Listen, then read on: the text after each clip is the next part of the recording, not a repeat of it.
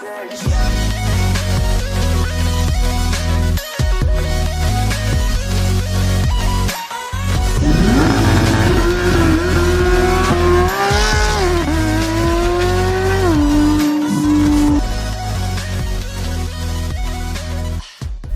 find yourself driving around in your new Carrera S and thinking, I wish my car was more powerful, more raw, and had a higher redline? Well, you're in luck. I present you the 991 GT3, and it is absolutely nuts. Right off the bat, the new GT3 has some scary differences from its predecessor. No manual option and no hydraulic steering. In its place, we've got electronic power-assisted steering, 4-wheel steering, and a lightning-fast PDK gearbox. Now we know, of course, the new GT3 is going to be faster around the track than its predecessor, but is it still good to drive? Of course, the engine plays a large role in the overall experience of the GT3. Behind me is a naturally aspirated 3.8-liter flat six that produces 475 horsepower and 324 pound-feet of torque. Now, in today's world, it's really not all that much, but what's staggering is what Porsche can do with those numbers. So listen to this, 0 to 60 in just 3.1 seconds.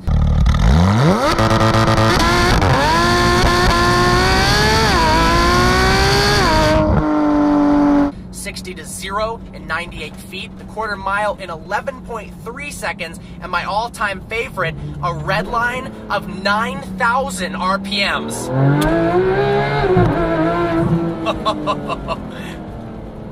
The 911 Turbo S is the everyday supercar. It's faster in a straight line than the GT3, it's more comfortable, but turbos and a heavier curb weight suck some of the drama out of the driving experience. The GT3 is one of the most thrilling cars I've ever driven. Instantly after hopping in the driver's seat, you can just feel how raw and connected this car is, and just how exciting it is to drive around. Now, the GT3 screams up to redline, and that's what the stock exhaust, but this car has a IPE F1 exhaust system that is out of this world fantastic. So let me give you a break from me talking and let you listen to this incredible sounding flat six.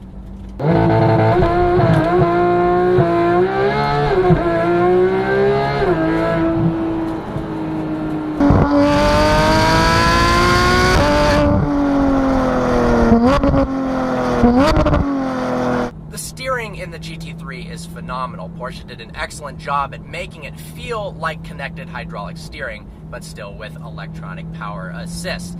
Like the Turbo S we tested, it's got 4-wheel steering, and that means at low speeds, the rear wheels turn in the opposite direction of the front wheels. This virtually shortens the wheelbase, makes the turning radius better, and makes the car more nimble at low speeds. And at above 50 miles an hour, they turn in the same direction, which virtually lengthens the wheelbase and makes the car more stable.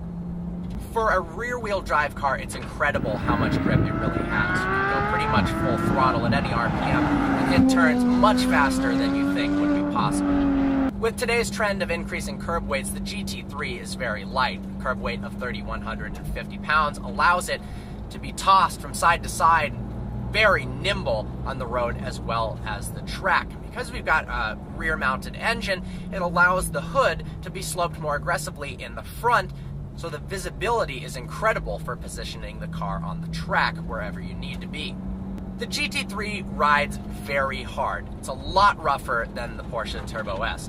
So in terms of daily drivability, it suffers a bit. Could you daily drive it? If you're brave, absolutely. I could see daily driving this for sure if you live in a place that has nice roads without a lot of bumps, because even with the suspension turned in a softer mode, it's still pretty aggressive. But of course, that aids it in being a phenomenal track star, and the suspension setup is just absolutely perfect. And it makes this car a lot more fun to drive. It's very, very sensitive to the smallest throttle inputs, the smallest steering inputs, and you can feel all the bumps and undulations in the road.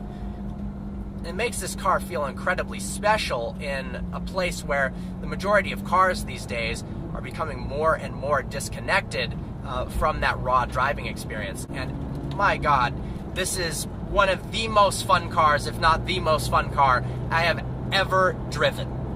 911s have always been beautiful, well, apart from the 996. But the GT3 blends beauty and aggression in such a synergistic manner, it's remarkable. A new gaping front chin, huge hips, and a huge wing let you know this is no normal 911. But not in a, I'm a red, look at me, I'm a Ferrari kind of way. More in a, I will destroy you on the racetrack manner. The interior is very basic. It's typical 911, doesn't look much different than a base 911. It's got beautiful Alcantara seats. The owner of this car spec'd it out wonderfully. Carbon fiber everywhere. Got these yellow accented seat belts. Of course, you don't have any rear seats in the back like your normal 911 Carrera S. But you do have some functionality that maybe you might not expect in a car that is this focused for the track experience. You've got heated seats, you've got navigation, you've got radio. Stuff works very well. I cannot get over how good this car sounds.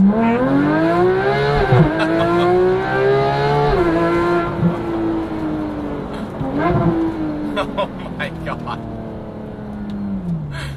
How can you not love that? So no, it doesn't have hydraulic steering or a manual option. Now, if a third pedal is a must, look at the Cayman GT4 or wait for the rumored 911R. But man, this is one of the most exciting cars out there on the market. It's absolutely brilliant. It looks stunning and aggressive. It's so good to drive. And it leaves me in a bit staggered, wondering if this GT3 is so damn good, what the heck does the GT3 RS feel like to drive?